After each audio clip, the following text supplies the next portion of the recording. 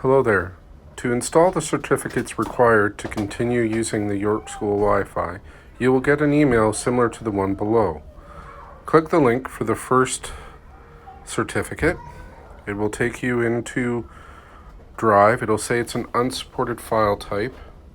Click the three dots, choose Copy Link, then go to Safari, paste it into the browser window and paste and go. It'll give you the option now to download that file. It'll ask you to agree to adding the configuration profile. Click Allow. Choose your device. If you have more than just the iPhone, you have Apple Watch, you use the iPhone. Install. Put in your passcode.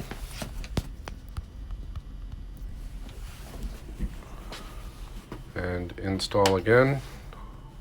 One more time, and it is done. Now go back to your email. Click the second link. Do the same thing, the three dots. Copy link. Go to Safari.